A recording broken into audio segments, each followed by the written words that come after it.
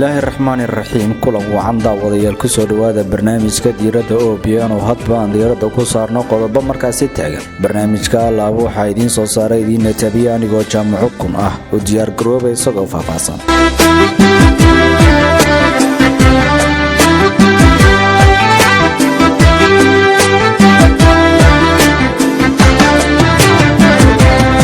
barnaamijka waxaan ku soo qaadanaynaa bandhiga buug lagu arooriyay suugaantii iyo maansooyinkii Allah u naxariistay abwaan Cabdixakiin Cabdullaahi Jibriil oo ku magac dheeraa abwaan qiiq kaasoo bilowgii 2018 ku geeriyooday magaalada Jigjiga ee deegaanka Soomaalida. Abwaan qiiq oo ah suugaanyahan baaldahaba kaga jiray taariikhda deegaanka Soomaalida iyo dalalka dariska ayaa ahaa suugaanyahan rabi ku maneystay hal abuur maansooyin kala duwan intii uu noolaa. buugani lagu arooriyay taariikhda iyo maansooyinkii gabayaaga isla markaana loogu magac daray Gafdiid ayaa lagu soo bandhigay Jigjiga kaasoo ay soo bandhigeen dhalinyaro aqoon-yahano iyo waxgarad ka soo jeeda deegaanka Soomaalida balse uu qoray qoraada yaroo lagu magacaabo Samatar Abshir Maxamed. haddaba munaasabad si ballaaran loo soo agaasimay ayaa lagu daafuray buugani waxaa ka soo qayb galay qaybaha kala duwan ee bulshada ku dhaqan Jigjiga, aqoon-yahano, qaar ka mid ah kaabineyga deegaanka Soomaalida, abwaano, bahda saxaafadda iyo fanaaniin. ugu horeynba waxaa furay kulanka wasiirka dhaqanka iyo dalxiiska deegaanka Soomaalida Mudane Ilyas Abi Maxamed. saraakica hanka dhalinyarada dowladda deegaanka Soomaalida oo marba marka sii dambaysa isbedel weyn uu ka muuqdo, taasoo dhalinyaradu ay baryahan dambe aad uga howlan yihiin in ay ku dadaalaan qoraalka oo bariyii hore wax weeyaan inta badan dhalinyaradu aynan xil iska saari jirin, iyo sidoo kale in ay dhalinyaradu wax ka qorto suugaanta deegaanka. taasna run ahaantii waa arrin aad loogu dhiirado weeyaan, isla markaana ahmiyad gaara u leh ee dhalinyarada iyo guud ahaanba bulshada Soomaalida ee ku nool deegaanka Soomaalida. haddii aan wax ka idhaahdo, buuggani kolley ahmiyad ballaaran ayuu xambaarsan yahay oo kala duwan, balse waxaan isku dayey qodobo kooban oo buuggani uu ka yidhi. tusaale ahaan, buuggan markaan eegno wuxuu xambaarsan yahay murti ballaaran iyo xigmad mug leh oo anfacaysa bulshada deegaanka, gaar ahaan dhalinyarada, taasi oo ahmiyad gaara ugu leh kuna dhiirigelinaysa dhalinyaradu in ay ku dadaalaan in ay wax ka qoraan suugaanta. sidoo kale guud ahaan buuggani wuxuu dhiirigelinayaa ama sidoo kale buuggani waxa weeyaan guud ahaan hal abuurka dhalinyarada deegaanka run ahaantii mid bogaadinaya weeyaan. sidoo kale buuggani wuxuu ka hadlayaa ama waxa weeyaan ku dhiirashada in aad ku dhiirato ama waxa weeyaan aad ku dadaasho dhaqankaaga wanaagsan, isla markaana aad ka fogaato waxyaabaha xunxun ee aan habboonayn, taasoo dhalinyarada maanta joogta looga baahan yahay inay waxa weeyaan ay ku dhaataan ama waxa weeyaan ku far adeegaan dhaqankooda wanaagsan, iyaga oo iska ilaalinaya waxyaabaha wanaagsan ee dhalinyaradu ay dhaqankooda kaga fogaanayso. guud ahaan buuggan waxyaabaha uu xambaarsan yahay maaha mid halkan lagu soo koobi karo, waana buug leh micno aad u ballaaran, isla markaana mug weyn ku leh guud ahaanba bulshada deegaanka, taasi oo muujinaysa in dhalinyarada deegaanku ay ku dhiiradaan inay wax ka qoraan guud ahaanba hal abuurka bulshada Soomaalidu ay iska leedahay. taas haddii aan intaa kaga gudbo, ka xafiis ahaan aad baan u soo dhawaynaynaa, waanan garab istaagaynaa cod kasta oo ku howlan guud ahaanba hal abuurka deegaanka, haddii ay noqoto dhinaca suugaanta iyo haddii ay noqoto dhinaca qoraalada kala duwan ee waxa weeyaan aynu u leenahay hiddaha. sidoo kale waxaa ka hadashay madasha iyaduna Marwe Zainab Xaaji Aadan, wasiiradda arrimaha haweenka iyo dhallaanka deegaanka Soomaalida. marka labaad waa sidoo baan ku sheegay kolley marka koowaad waxaanu u ducaynaynaa abwaankeenii Cabdixakiin, Allah u naxariistee, ehelkii iyo qaraabadii iyo ummadii Soomaaliyeed oo ka baxayna dhammaanteed samri iyo iimaan inuu ka siiyo, isagana jannadii firdawsi Ilaahay ka waraabiyo. walow aan ahaa anigu dadkii uu wax soo baray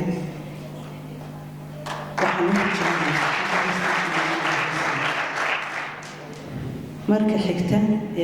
in badan baa laga soo sheekeeyey taariikhdiisii iyo sooyaalkii gaar ahaan macalinkaygii halka ay laakiin garaadadii ugaasyadii adeer cali shucaac macalin maxamuud iyo dhammaan mas-uuliyiintii kale ay ka hadleen adeer mawliid ay ka hadleen hadal kuma harin meesha waxaan anigu rabaa keliya maadaama oo halkan aan u soo istaagay hadda kaalintii haweenkaa ka maqan keliya waa runa hooyayn bay nahay hooyaa dhashay haweenkeennii xaas buu ka tegey gabdhuu ka tegey gabdhuu la dhashay taasi waa ta ugu weyn in haween ahaan meel walba aynu maanta u taaganahay aad baan maanta aniga laftayda ugu faraxsanahay inaan munaasabadan aan nimaadno iyada oo ay dareen badan haddana aynu ka muujinayno maanta isagoo magaciisii halkan lagu hadalhay inaan munaasabadan isugu nimaadno waxaan leeyahay halkan waxaa fadhiya oo aan ku boorinaya ama aan ku bogaadinaya dhallinyarta maanta munaasabadan isugu wada timiday oo u badan weliba abwaano iyo qoraayo ururadii hadda la sheegay oo dhan ee dhallinyarta ahaa waa dad wax qora waxna alifa dhallinyartan oo rag iyo dumarba isugu jirta walow uu jiro ururkii haweenka kale hataa gabdhaha kale hataa ahaa ee iyaga laftooda hal abuurka ahaa iyo ilaahay ku manaystay inay wax badan ay qoraan bulshadana ay soo gaadhsiiyaan waxaan ku dhiirigelinayaa anigu oon leeyahay dhallinyarteena Soomaaliyeed waqtigan aan haysano si aynu uga faa'iidaysano inay sidii hadda ka hor mas'uuliyiintii iyo cuqaasheenu ay sheegeen maadaama tihiin dhallinyartii iyo jiilkii beritooda mustaqbalka ee deegaanka iyo dalkaba inaynu midnimadeena Soomaaliyeed adkayno inaynu cudurkana sheegaya ee qabyaaladana aynu ka madax bannaanaano waata aynu ku gaari karno hadafka aynu hiigsanayno inaynu taariikhdeennana maadaama oo maanta inta isugu timid intooda badan ay yihiin rag iyo wiilalba dad wax qora waxna alifaad tihiin waxaan idinku dhiirigelinayaa inaad sooyaalkeena taariikheed abwaanadeennii inta joogta iyo inta inaga maqan ee maanta aynu halkan ugu taagannahay inaynu ugu ducayno inuu ilaahay naxariistii siiyo inaynu taariikhdooda si ballaaran aynu u qorno ugu dambeyn waxaan leeyahay anigu ka xafiis ahaan haddii la yidhaahdo buugaagtan waxaan qaadanaynaa 100 buug dhallinyarada iyo dadka soo abaabulay shirkan si gaar ah waxaan u salaamayaa wasiirka dhaqanka oo runtii horay aan munaasabad uga wada shaqeynay maraan la taliyaha madaxweynaha ee arrimaha bulshada yaa waxaan mar wada qabanqaabinay xafladii suugaantiisa maxamed cabdulla xasan runtii wasiir Ilyas shaqadaas aan wada qabanay waan isku baranay maantana xafladan oo kale inuu soo abaabulo aad buu ugu mahadsan yahay waxaana leeyahay doorkiisii uu qaatay marxuumkii laga qoray buugan الله أنا حريصته إلهي قبري سهوا السعي جنة الفردوس على هجيه أهل كيسي عرورتي سينا إلهي وحكي خير لنا أتعويديه نكبوك قري دل يرضى هذا هوشن قبتي السجن إلهي قال كيسها وبركيه مستقبل كان هكذا يونين وحكوا إن شاء الله تعالى سو سعرا رنتي أنت نقف هنا يسوتي معضو أو بوك لداه فرج الدجان كأنه يكبعضه وعلامة عصب ويسبدل كلا سعوتها كان كيس الضحايا أنت هذا كقريب قلي وحكيت سيسا إن الأسود جالسين سؤال شيء أحيد ما مسكحنا بسنا مسقول كان بسنا هرت حنسلا هاي هذا كهر هدي اهتمام بدل السينجري إن دول كلا نصه ما أنت إنا بلون وحلي هذا مسكحنا عند اسمه مركب مثلا هول كانوا كلا ما عند اسمه وقيمة بدل نوعه كعيا إن السويدينه كورن هذان طبعاً إنه دلنا يرى أن تبدأ أدرسنا إنه جامعة قالية إنه رسوا بحام وحنمر بدنا تصاروا سوقاتها بتروليوم إنجينيرينج عيل كشدال كميش كويانا أما عيلاشن ننبان أنا هوتيل جو أدي سوابا يعني بس كشيء كيسني تقدر في الحديثة حتى شقي سابي وحول إنجينير بتروليوم أنا وما حتى هاي قوية ده أمحارة وحاجات كشقي سابي ده كان كده كشقي يابو هاي ماشي أم حدكوا هيسام بنقوله كل بيروح سومالينا لما يجوا عندهم ما ماشي مرة فرانك شيء كنا يا الله سنة 16 سنة كهراء مركب بجت كدجينا إنه إن كنت جينا إنه إمي سوضاء يا إمي سهول بانو بعنا هاي وحرمنا إن لو صادره imise arday baan Japan u dirsanaa oo petroleum engineering noo soo barata imise nin marar horena waan idhi haddana waa ku soo celinayaa Japan dagaalkii labaad ee adduunyada waxay ka baxday iyada oo sifira zero Nagasaki iyo Hiroshima waxa la dhacay qunbuliyadii caalamka eber bay baxeen in yaroo soo hadhay boqorkii isugu yeeray wuxuu yiri wadankeena ma jiro wax resource geel male ari male lo male beer male badana intii malaayada ku jirta mar hore dhameysteen maxaa sameeynaa baa leeyahay u noolaana inta soo hadhayna caruur waxa dhalanaysa qaarka horena neef ari ah qaarka dambana dada ama qaarka hore dada qaarka dambe ari ah waa nuclear lagu dhufto meesha waxa la isku waafaqeen maskaxda un la galo bas resource kala ma haynaa leeyahay inteena meesha fadhida nin kasto gaarigaad wadatay yaa iskale cabdifataax ibraahim kacaan maayarka maamulka magaalada Jigjiga ayaa khudbado dhinacyo badan taabanaysa jeediyay isagoo soo halqabsaday qaar ka mid ah gabayadii uu ka tiriyay deegaanka xilliyo adag abwaanka farshaxanka iyo qaabinta qurux badan suugaanta u sameyn jiray runtii waxaan anigu marxaati ka ahay inuu nin qabyaalad ahayn anigu intaasan runtii aan ogahay waa cudurka kansarka ay nagu noqday gebi ahaanba laakiin uu ka marnaa abwaanku qof nasiib leh baa cudurkan ka badbaaday Soomaali guud ahaan haddii suugaanyahan ay tahay iyo haddii ay siyaasi tahay iyo haddii cilmi tahay cudurka ku wada dhacay iyo haddii mas'uuliyiin tahay cudurka runtii inagu wada dhacay waxa weeyaan waa cudurka qabyaaladda dhubuq u socodkaaga dhaqan xumo kufaankaaga dhowrsanaanka tegistaada diinka dhoohnaantaada ceebta iyo dhagxumadaada caku dhamac la roorkaaga xigta dhagar u hayntaada dhulka kala qoqobistaada isku dhufasho keenkaaga dhimbiil daris oogidaada cabdow dhabishaxlayntaada dhalinyaro xasuuqaaga birimagayda dhirbaaxaaga dhereg daacsi kibirkaaga dhacdhac iyo afxumadaada dhadigood cambaaraynta hunguri dhiiranaantaada boob dhaqasho doonkaaga dhiil qabyaala tolistaada ummad idil dhigaalkeeda raas u dhaamin ogidaada xag u dheeli cararkaaga kulli maansadu way dheeray sidoo kale waxaa khudbado kala duwan jeediyay qoraaga buugga Samatar Abshir gudoomiyaha haldoorka Harawo iyo qaar ka mid ah ka soo qaybgalayaashii daahfurka kulankani buugga waxaan bilownay December 15 December 2018 abwaanku Allah u naxariistay waxa uu geeriyooday 3 December 2018 15 December 2018 ayaan bilownay inaan isku dayno inaan buugga xogtiisa raadino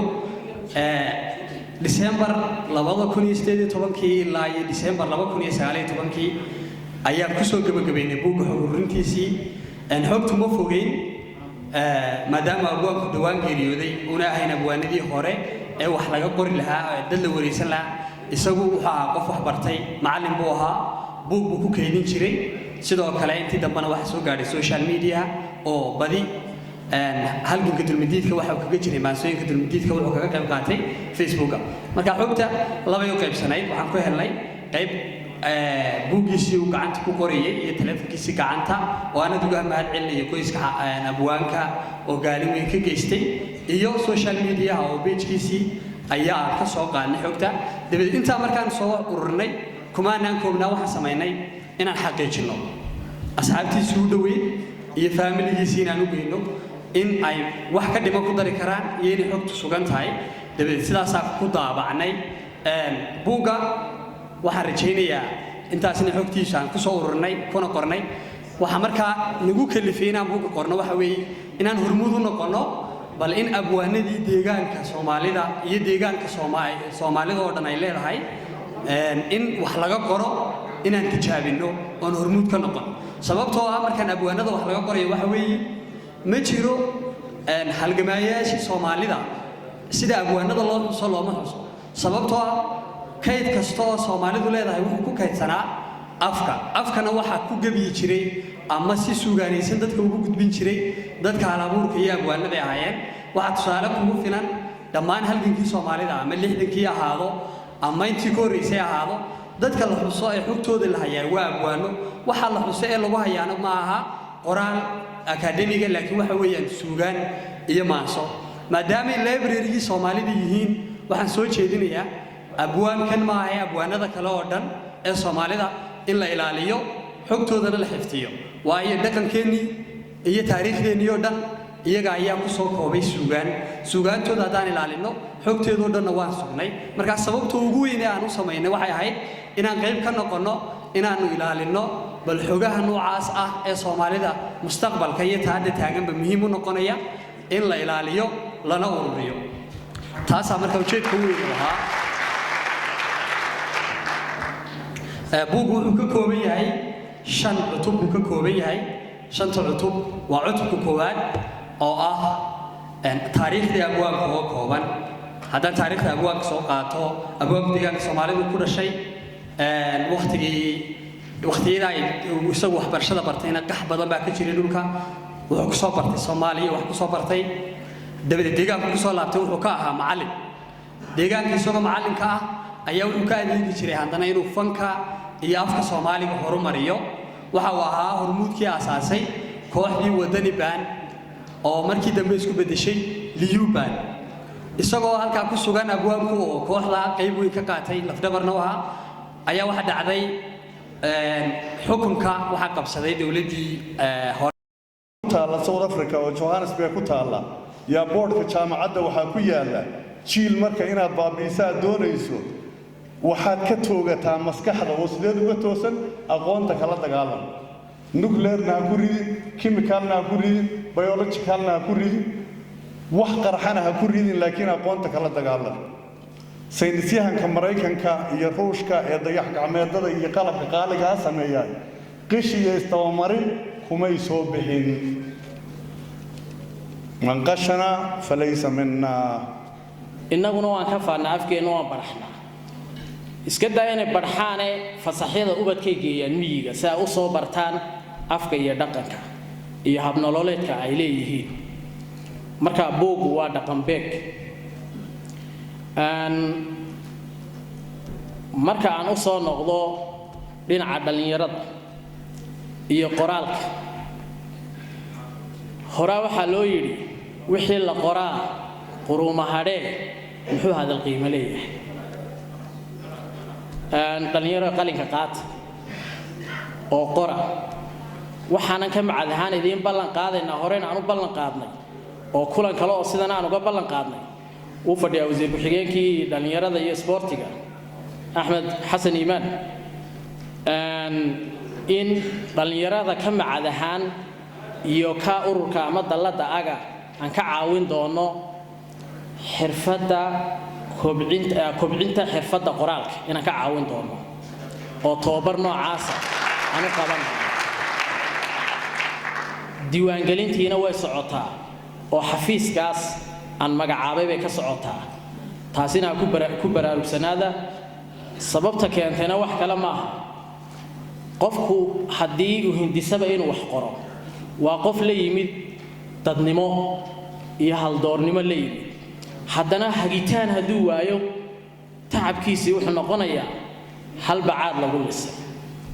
marka dhalinyartu waxay nooga baahan tahay kaalintii annagu aan ka geysana ay ahayd waa tabantaabin dhiirigelin iyo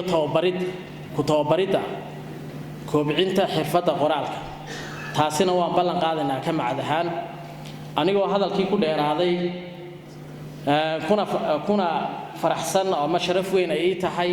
madasha noocan in la igu sharfo ciddii soo qaban qaabisay ciddii nagu sharaftayna aan leeyahay miisaanka xasanaadka ilaahay ha idinku daro buugga geftiid annagu ka macadahaan Soomaalida hore oran jirtay hadal macaan gacan macaan baa dhaantay 200 oo buug baan ka iibsanaynaa ومسرات العبي أحيتان وأسرعي يا جنبي إلهي كل سقايو وأي خيرك كبرى يا أميتا أقول تلتقي واسمه من الأغناء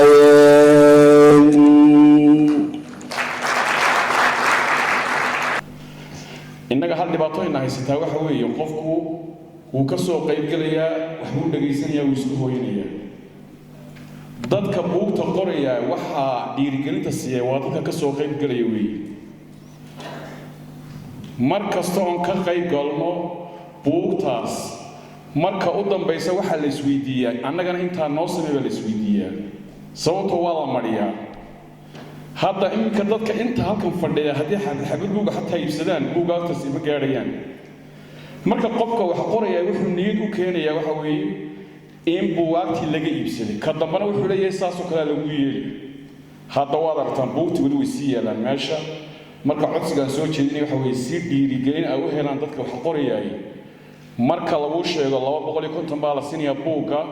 inuu qof kasta 250 intuu soo qaato dhiirigelin ugu sameeyo. Assalaamu calaykum. garaad kulmiye garaad maxamed garaad dool ugaas cabdirashiid ugaas rooble ugaas doodi cali shucaac oo kamid ah salaadiinta iyo duubabka dhaqaneed deegaanka Soomaalida ayaa ku dheeraaday ahmiyadda ay leedahay ururinta taariikhda haldoorada iyo abwaanada Soomaaliyeed. dhalinyaro dhaqankeedii ummadaan dhaqan lahayn meel ma gaadho dhaqankeediina odayaashaas da'da ah ayuu ku jiraa haddaynaan ka reebin ummad ma sii ahaanayn ummad ama qoomi ah waxay dooniba ahaato waxay ku sii jiri kartaa afkeedii iyo dhaqankeedii sii jiro afkii iyo dhaqankii hadday odayaashu nagala dhintaan ummad baabaaday bay noqonayaan anigu waxaan ahay minorkaygu waa language waxaan ogahay nin walba luuqadiisa intuu ka yaqaano uu afku baranayana ka garanaya af Soomaaliga intaad ka taqaano baad af Ingiriiskana ka garan waxaan af Soomaaliya hooyada kugu barin af Ingiriisku ma garanayso af Chinese ku baran maysid marka afkeennii wuu sii dhimanayaa odayaashii abwaanadii iyo wajwaada waxaa la rabaa dhalinyarada meesha fadhida inay ka reegto oo wax barto waa ogtihiin oo buugaggii taariikhda miilaadiga ee tirsano ka hor buugtii la qoray way taalaa laakiin gabayadii iyo sheekooyinkii xilligaa la tiriyey ma yaalaan haddii gabay lagu daayo dee boqolkii sano gabayadii la tiriyey hadda lama hayo oo dadkii hayo way dhimanayaan marka waxaan idinku boorinayaa aynu samatar kaga dayanaynaa isagana jazaakumullah khayr inaad wax qortaan dhaxalla ka tagtaan bilow fiican baa jira bilowgaa fiican in laga faa'iidaysto way wax la qoro oo wax la akhriyo dhibaatada ugu weyn ee dadkeena haysatana waa akhris la'aan samatar hadda naadiye badan oo aniguna aanan garanayn laakiin xagga fadhiyaa jooga oo wax qora oo wax akhriya muhiimaddu waxa weeye ruuxu wuxuu buug qori karaa hanti baa gelaysa nina duca uma qorayo isleeyahay wixii galay inuu ka soo baxo cilmigaaga inaad gudbiso taana waxaa la heli marka wax la akhriyo haddaynaan innagu waxba akhrin oo bulshadeennii akhriska ay ku liidato qoraalka buugku iska dhigaraa ninaan saaxiib laho injineer buriida la yidhaahdo oo buug qoray baa la yidhi buug kale miyaanad qorin yaan u qoraa buu yidhi dadkii aan u qoray waxa ma akhriyayaan hadda buug baan qaarkeed iibsanay waan la baxnay markaynu la baxno nin walba 10-20 saaxiib buu leeyahay wuxuu weydiiyey buuggu muxuu ka hadlayaa buuggu wuxuu ka hadlayaa taariikhdii iyo gabayadii abwaan cabdixakiim isku soo duubo nuxurka uu ii sheegay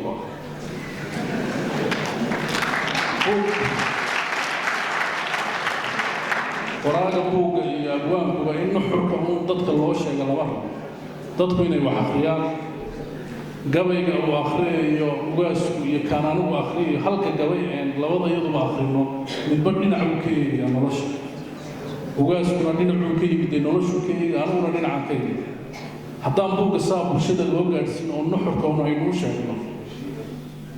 waxba ma sugoobayso bulsho aan waxba akhriyeyna cilmigaygu ma koray marka dadkay daawanaya iyo inteenna meesha fadhida risaalada inaynu qaadno inuu dadkeennu wax akhriyo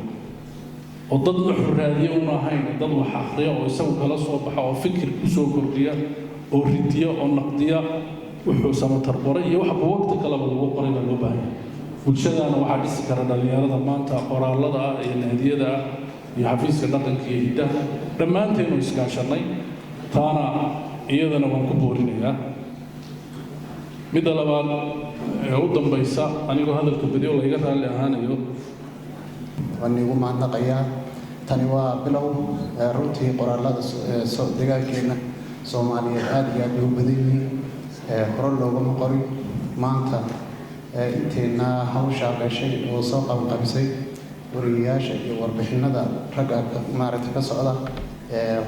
aad iyo aad u mahadsan yihiin aadan isna qabqabinaya hawshan aad iyo aad u mahadsan yahay waxaan ilaahay tani waa bilow ay noo tahay taariikh badan baa inaga maqan deegaankeena Soomaaliyeed abayaashin baad ogeydeen si ummadooda ugu shaqeynayeen dad badan oo jeelasha ku jira ka sii deyn jireen cid qortay ma jiro marka waxa weeye tani bilow ay noo tahay wax la qoro oo wax la akhriyo aad iyo aad bay u fiican tahay dhalinyarada soo abaabusheena aad bay u mahadsan yihiin waxaan in leeyahay halka aan ka sii wadno taariikhdeeda aan qoranno qoraalkuna waa muhiim oo dhaxalgal waa taariikh ummadda u hadhaysa oo ilmihiisa gaadhaysa hawsha maanta la bilaabay oo samatar maanta iyo guddi dhalinyarada kale ay soo qabqabisay waxaan jeclahay in inteena nool calshaac iyo dhammaan taariikhdooda in la qoro oo qoraalkaasi uu taariikh noqdo inoo hadho raggeenii hore lagama qori jirin marka waxaan dhalinyarada ku dhiirigelinayaa inay ka shaqeeyaan midnimadeena ummaddeena Soomaaliyeed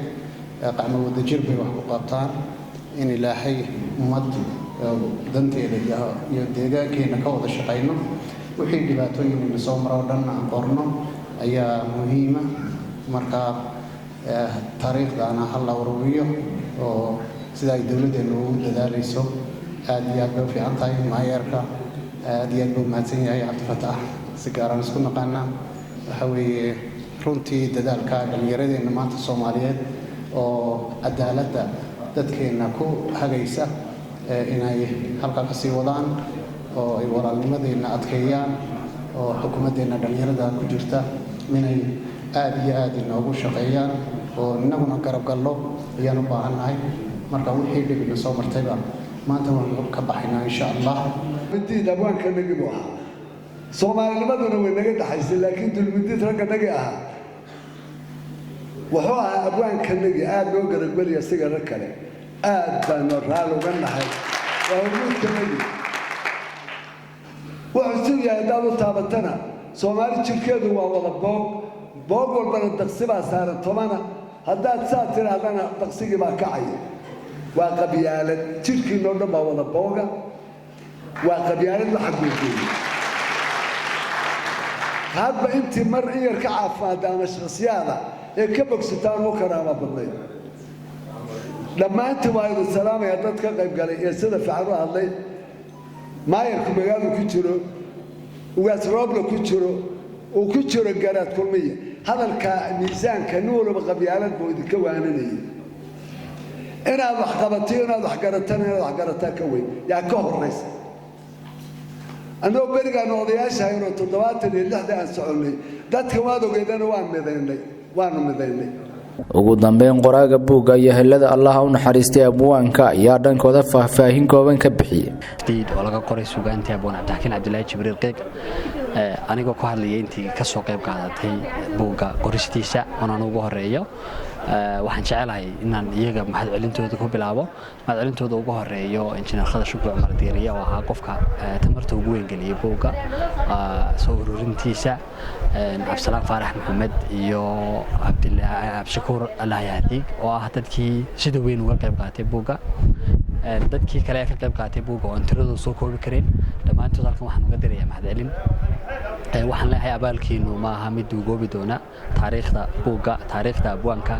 iyo taariikhdayda dhammaantood waa ula socon doonaa una ku xusnaan doonaa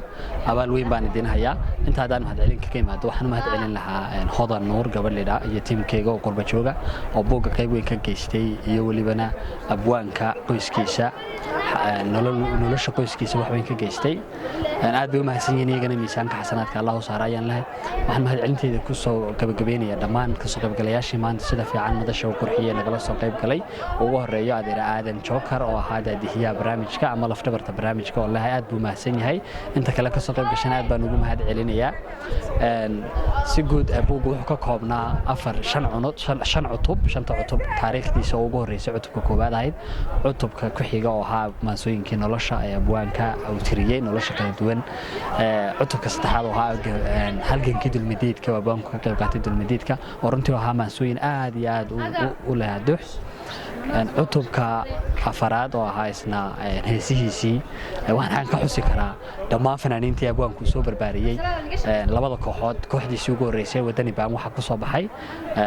fanaaniin badan cabdishow khadra sinimo yurub geenyo kooxdiisii labaad markii halkan uu ka guuray waxaa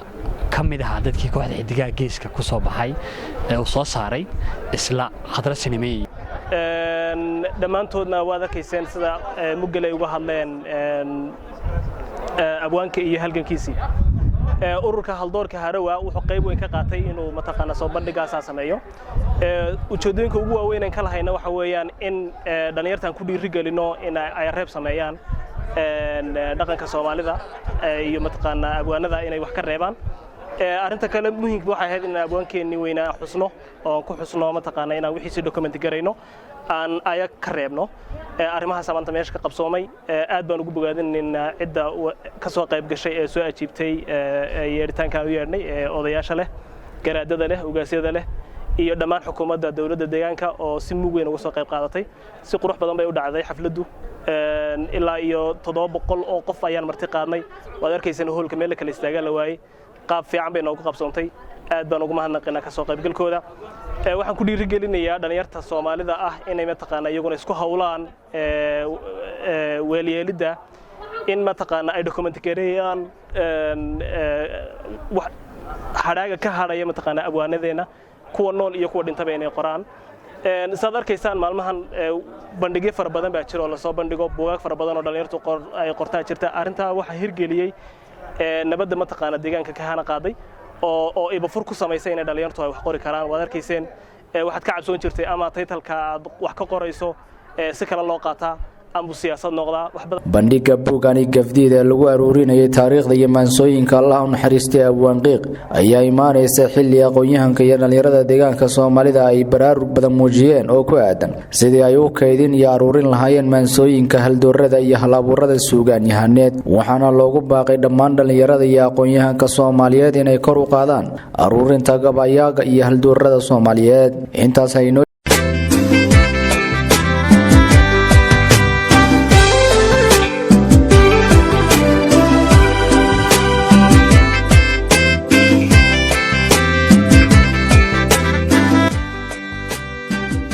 intaas ay noo jooga barnaamijka diiradda oo biyeen oo naga hadlaynay bandhiga buugga gafdiid